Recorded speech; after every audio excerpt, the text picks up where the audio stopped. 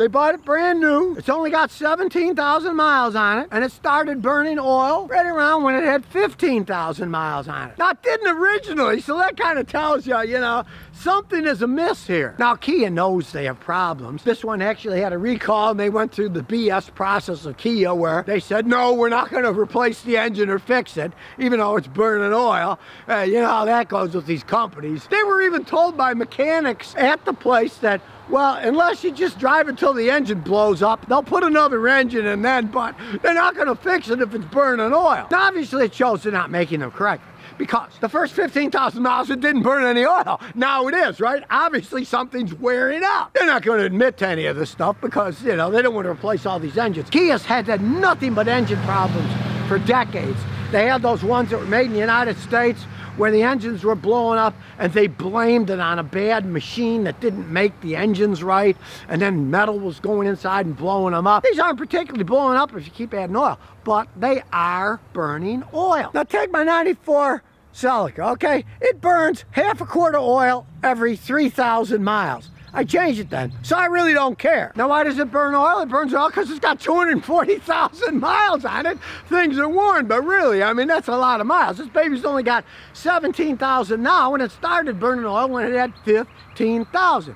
Now, Kia says through their corporate baloney line, well, if it takes 1,000 miles or more to burn 1 quart of oil, that's normal and not going to do anything about it whatsoever. Now, granted, this car is only burning half a quart of oil about every 1,000 miles. But still, it's a brand new car practically. 17,000 miles, it started burning oil at 15,000 miles. And here's the funny thing. According to Kia, you're only supposed to change the oil every 7,500 miles. He changes the oil and drives it. It doesn't really burn any oil until it gets about 4,000 miles or so on it, then it starts burning oil. You're going against their own rules. I just change the oil every 4,000 or 5,000 miles. What's happening is, as the oil gets older, it gets degraded and it breaks down some. And this is a very high-tech engine. See, it's got ignition coils on the top, got a timing chain on it, and it's not a particularly tiny engine. It's a 2-liter 4-cylinder engine. That's definitely big enough. It's not like those crappy little 1-liter 3-cylinder engines. They all end up burning oil because they strain too much. Now, if it was turbocharged, you'd have all that extra air rammed in the engine, which increases the pressure inside the combustion chamber, which does wear them out. And if you've ever owned a turbocharged car that got old, you'll notice it probably starts burning oil as it ages, especially when you rev it to the higher RPMs. But this is a normally aspirated 4-cylinder 2-liter engine. It shouldn't have any problems burning oil at all. They obviously do not make the things correctly. Now, just for kicks, we'll pull out the spark plugs and look at them, see what kind of shape they're in, see how much oil it's actually burning. But before I take out the spark plugs here, here's the rest of the story. So the owner tells me they did take it to the dealer, and it was right at 7,500 miles for an oil change. And the guy there was a nice mechanic. He said, well, we won't change the oil now. We'll let you do the oil test because that'll have a better chance of burning oil, and they'll fix your engine. So they seal the engine and they let him drive 1,000 miles. So he comes back after 1,000 miles, right? And the guy told him, well, you should check your oil every once in a while. You don't blow up your engine. So they did. Well, when he came in, they said, well, one, your test is going to be invalid because you broke the seal on the oil dip stick. Now, to me, that's absurd, because so what if he broke the seal on the oil dip? That's just for checking the oil, right?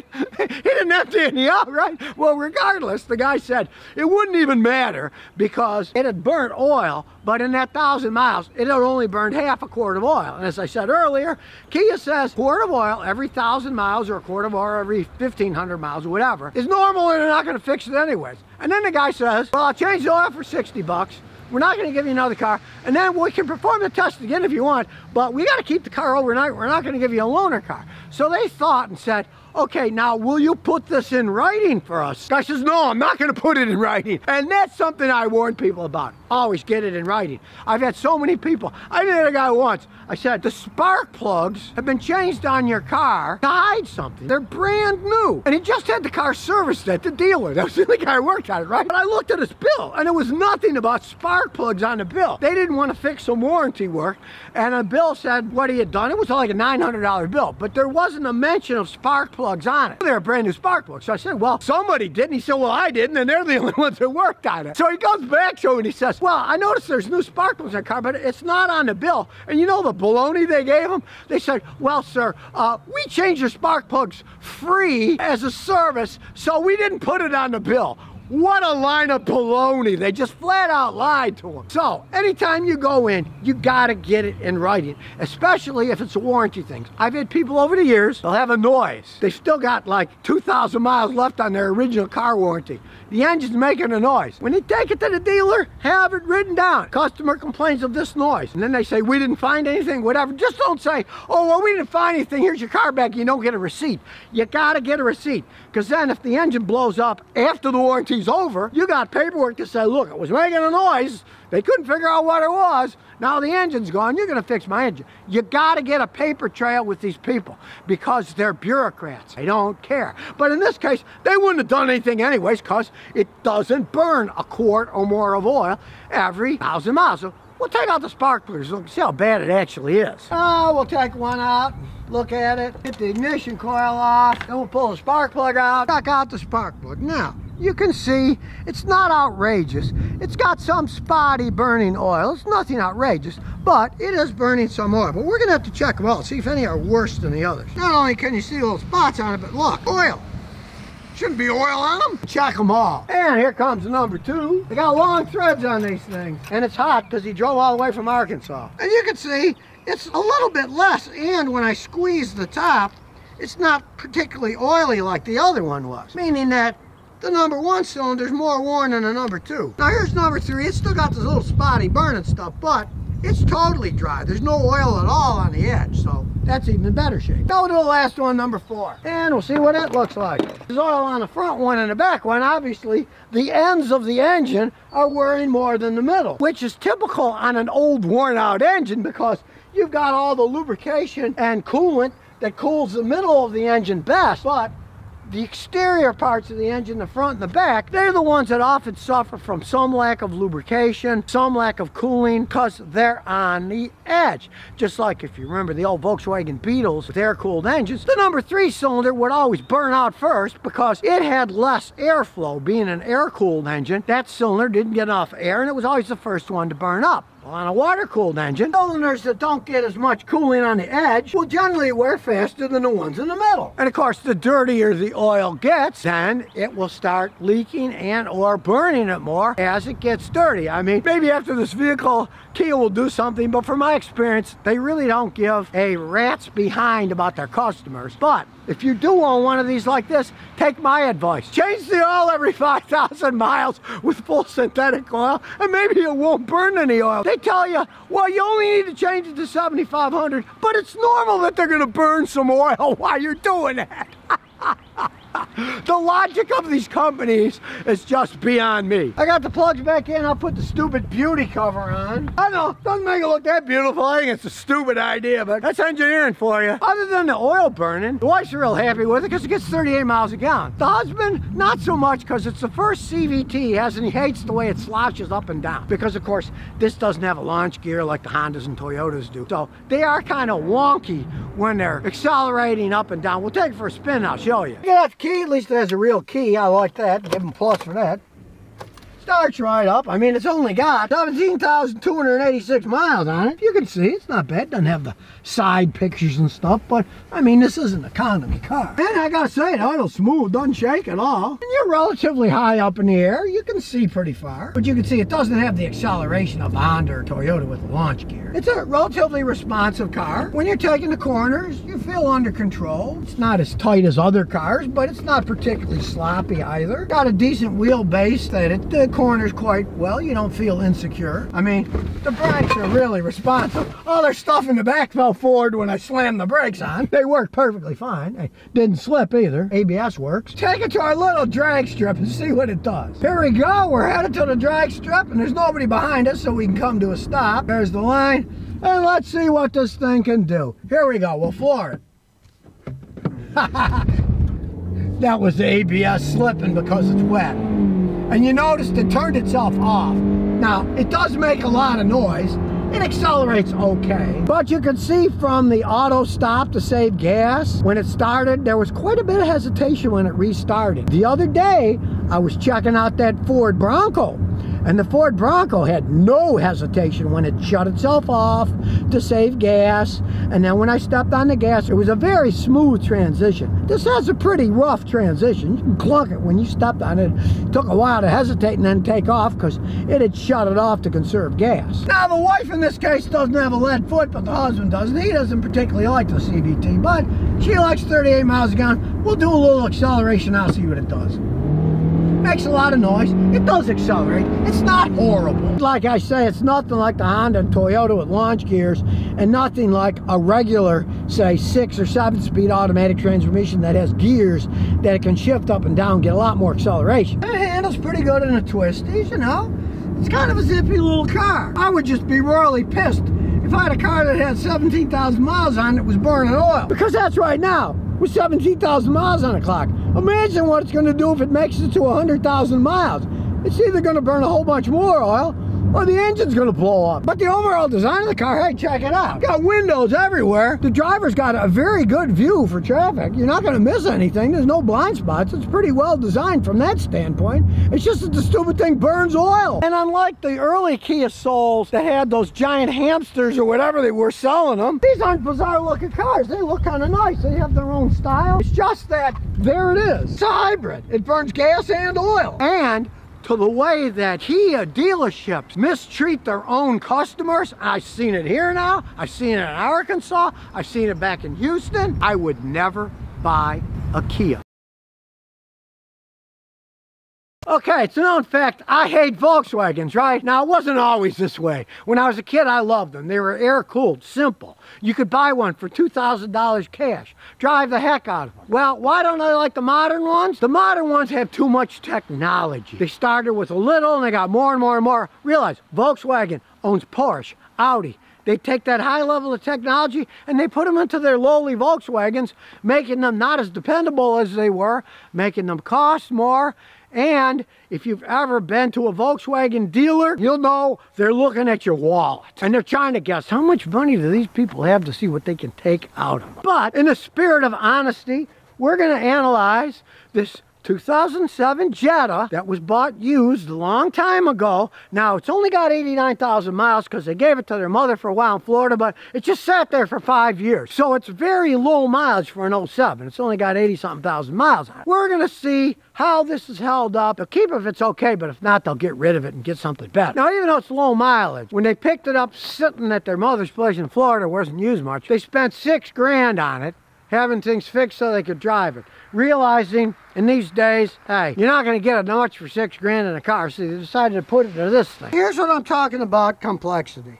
You can see of that $6 grand, $1,881.41 of it was to remove and replace brake vacuum pump. Now, hilariously enough, they just told me that they had to call a guy at an Audi dealer to get the special tool to change it out. But this is a level of technology that's plain stupid. Take this Matrix. It's got vacuum boost brakes, runs off the engine vacuum. It doesn't have a pump doing it, and it works perfectly fine like most other cars. The Germans take a level of technology and they throw them into these things so that you had to replace $1,800 for a brake vacuum pump that should be running off the vacuum of the engine, and you don't even have to have that on the car. They just get carried away with the technology. Now, as we look under the hood, there we go. Let's hope that holds and doesn't hit me in the head. This is a 2.5 liter 5-cylinder engine. It is actually a pretty good engine.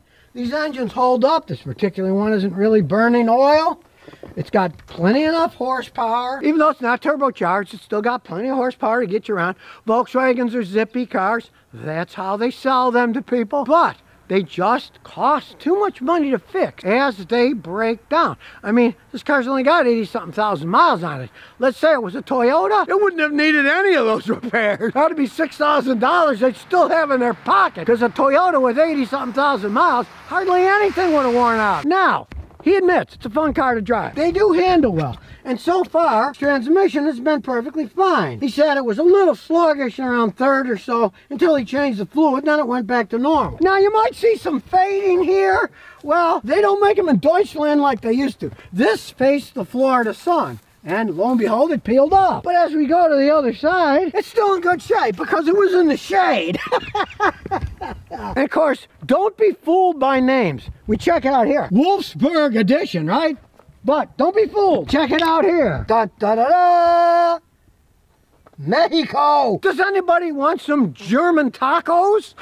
It has nothing to do with made in Germany. Just like the Japanese, you want a car made in Japan. German cars, they are so much better made in Germany. As a matter of fact, some of their fancy GTIs, they even gave up with making them in Mexico, and they brought them back to Germany, and now they're making them in Germany because they see that as their top-of-the-line little Zoom car, and they decided we're not going to make them in Mexico anymore. We're only going to make them in Germany. So be careful about names. Always look at the tag. And if you can't find out, because sometimes they're really sneaky, just do a little research. Google, what does a VIN number mean? And it'll show you what the first letter means. The first letter tells you what country they're from. So if it doesn't say made in Mexico, learn what the code is. So don't let anybody fool you. Look at that VIN number. Do a little research. Then you'll know where it came from. Because this Wolfsburg doesn't have anything to do with made in Germany. It's made in Mexico. Now granted, with the front wheel drive system, these things handle and drive quite well. He has fun driving around.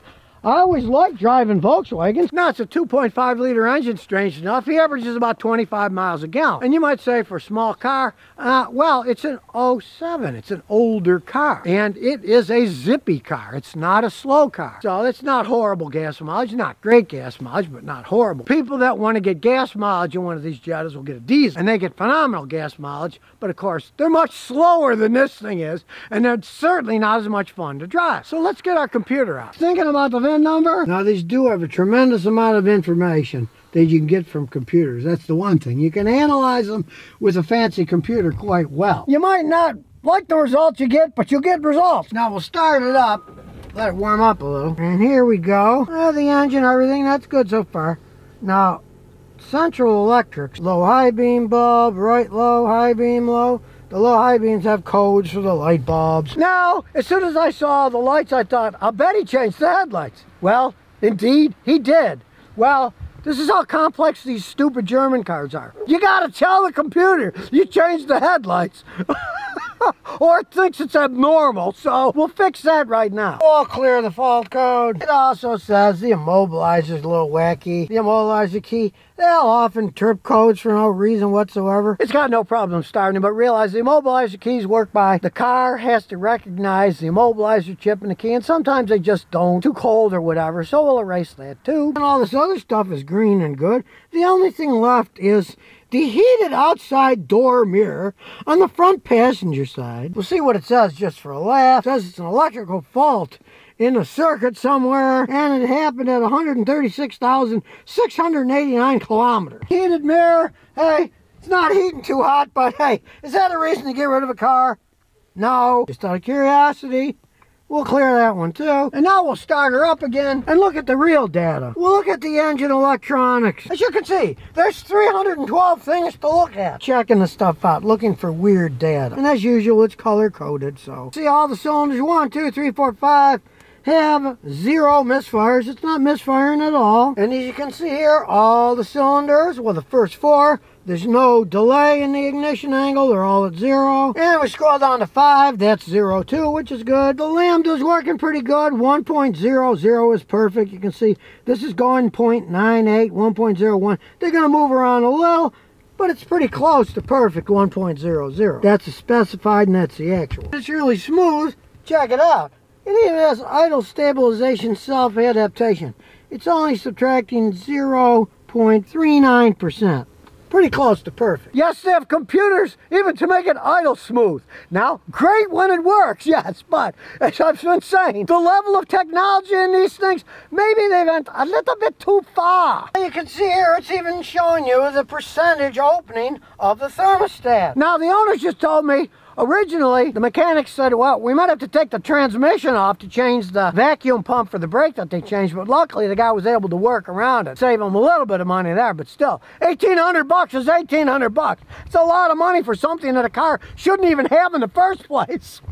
Well, as if that isn't bad enough, he was just telling me his friend has a Volkswagen diesel. that was under that recall, right? They've had the car for 3 months. It's now the end of December. And they said, well, we probably won't have the part until April. So, not only are these complex, hard to figure out, but you can't even get parts for some of them. So really, it stands good now. Granted, they spent $6,000 having the thing worked on a month and a half ago, 3,000 miles ago. So let's take it for a spin and see what it does. That's an old car, so there's no backup camera. You gotta look in the mirror. It's a fun car to drive. Hey, when they're working, they shift really smoothly. I don't hear any wheel bearing noise. But then again, it's only got 89,000 miles. It's an old car, it's an 07, but it's sat for 5 years, so it's very low mileage. So here we go to our little drag strip.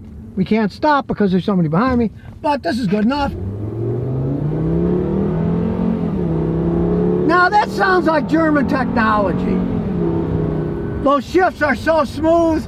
When it works great. Just realize if that transmission breaks down, $6,000, $7,000, $8,000 is nothing to spend to fix them correctly. I can see why people buy these things, because they're so much fun to drive. Smooth, they got the German technology that when it's working is phenomenal. But as I said before, if this was a Toyota with 89,000 miles, spending $6,000 to get it in running order, maybe an oil change. That's about all you'd probably have to do. So here we have a Jetta, and I'm telling the guy, you might as well keep it if you don't mind doing a little riverboat gambling that something weird is going to go out. Now, that transmission shifts like a dream. It might still last for quite some time. It had no problems whatsoever.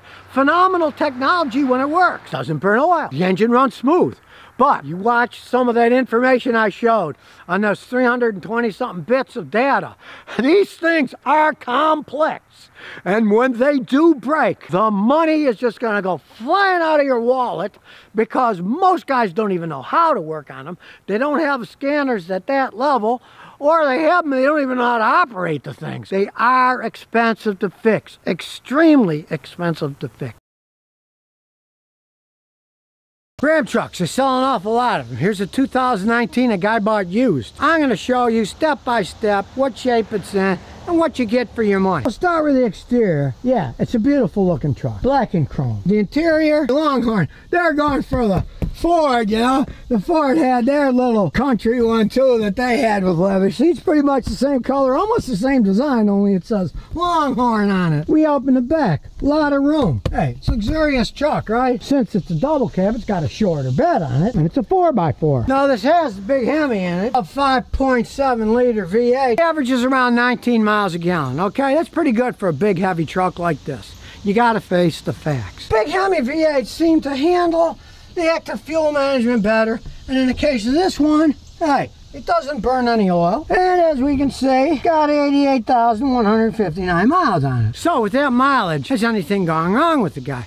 Well, nitpicky stuff that came and went, and he didn't fix it. For example, the code for the stupid shutter in the front that opens and closes to get better gas mileage. It came and went.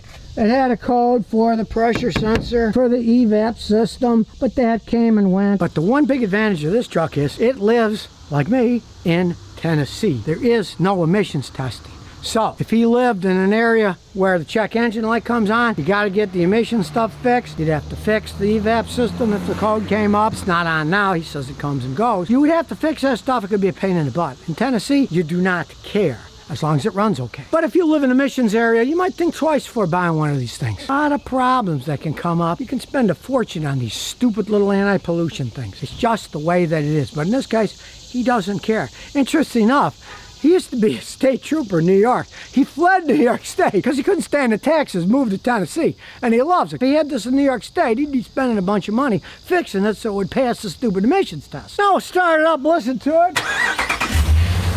So it sounds like a strong engine. Although I can hear the alternator whining at some point in time. The alternator bearing will go out, you have to replace the alternator. That's typical on Dodges, but maybe that's why they put it here on the top. It's easy to get to. So let's get my big old scan tool. See how this thing's held up? Hooking up the Maxxis Ultra while it's hooking itself up. I really like the dash. I gotta say it's nice. Black, chrome, silver, tachometer, temperature gauge. Easy to read, fuel gauge. And like I say, he's getting 19 miles a gallon for a big old truck like this. That's pretty good. Being four-wheel drive, it's got everything you want. It's got four-wheel drive auto, two-wheel drive, four-wheel drive high, four-wheel drive low, and neutral. You shift it with a flick of the wrist. I'm not a big fan of that, but a lot of cars are like that, just like they have electronic parking brakes, which I don't like either. There it is, the electric parking brake, a little bitty thing. Not a fan. You can hear when I pull it on. Made a little noise, then you push it off, and now it's off. Got the VIN number, 2019 Ram 1500. Now it's communicating. Gotta say, these leather seats are comfy. Look at the back room, nice armrest if you want. If there's only two people, you can have a bunch of stuff in the middle with an armrest. Cup holders, you can pop it up, throw another person back there. We're waiting for the data. I'll warn you something about Rams. This is a late model Ram, and the company is kind of a scumbaggy company. You gotta have special permission to access the data on these things. I'm a professional mechanic. I paid to be on these sites, so they authenticate me, and then I can access the data. As a regular person, you can't access this data because they're scumbags. They don't want you working on your own car. So it's another reason, maybe not buy a Dodge. You're gonna have to pay mechanics all the time to do serious work because you can't even access the data. Now to me that's disgusting, but for Chrysler that's business as usual, ripping off their own customers. Stuff off, we'll do a topology scan, and here we go. Now it has no trouble codes, so the trouble codes that he's getting for the evap and for the shutter grill, they're not coming up now. Maybe some kind of minor electrical fault where it comes on, goes off, comes on, goes off. But like I say, we don't give a crap. It runs fine. They don't do emissions testing. But if unfortunately you were in an area where you had to get all that stuff fixed to get it passed so you can register the car each year, you're screwed. You got to fix it, right? Now, in the case of this, as it stands this second, this would pass that test because there are no codes. So you would be able to get it inspected. But how'd you like to be driving to the inspection station, everything's fine, and then right before you get there, the check engine light comes on, then you know it would fail the test. So it is a rather major annoyance for those who live where cars have to be inspected for emissions every year in order to legally register and get license plates. Now truthfully, this is a gigantic thing. If I was a private individual, I would not buy this vehicle just because they can't let you access the data on your own car unless you have a fancy tool. You register with some of these online companies, prove you're a mechanic. Absolutely ridiculous. This just shows that Chrysler is a scumbag company. They don't care about their clientele. All they want to do is rip you off. Now in the case of this truck, the data is good, fuel turn's good, all that stuff, but I have to be a mechanic to access this data. You can't. The only thing, it has historical code for a small evap leak, so we'll look at the gas cap. So this is probably leaking, but then again, as I said, the vehicle's registered in Tennessee, so we don't give a crap. And here we go. As you can see, it's a big smooth truck, you know, giant Hemi engine. It runs good, but like I say, if you can't even access the data, who do these people think they are? They just figure, oh, well, that's for your security so someone doesn't mess up your vehicle. Yeah, so they can rip you off and go to the dealer. It's ridiculous. Chrysler does this. Hardly any other car manufacturer did. They were thinking about it, but when they saw the bad feedback that people got about the Chryslers, you don't see Toyota, Honda doing this. You don't even see Ford doing this. They're not stupid. They don't want to chase their clientele away. A lot of guys want to work on their cars. If they can't, they're going to say, ha, sell it to somebody else. I'm buying one that I can at least access the information and when I'm driving. We'll go faster so nobody gets right behind us. There's somebody a little behind us now. We're going to our little drag strip. On your mark, get set, go. Yes, it goes. Even though it has traction control, it did squeal a little bit, but you can see, hey, it's got the sound, nice pickup. And you notice in the tiny drive I've already done, the gas mileage went from 19 to 18 miles a gallon, and that was just driving at a few hundred yards at high speeds. Let's do that again. Here we go. And we're off. Nice pickup. They are fun trucks to drive.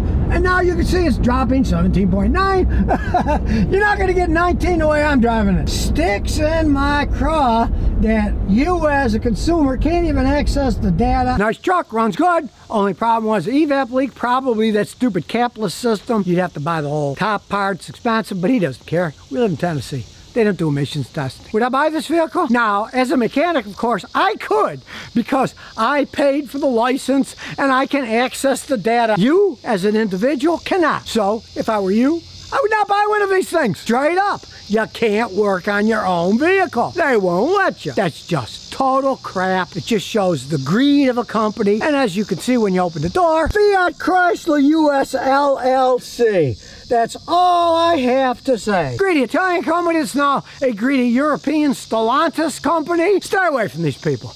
They're gonna pull crap like that. Don't buy their products, and guess what? They'll go out of business in the United States, and maybe they can sell them to Europe to fools there that don't care. But here, we like working on our own vehicles. You don't give us the info.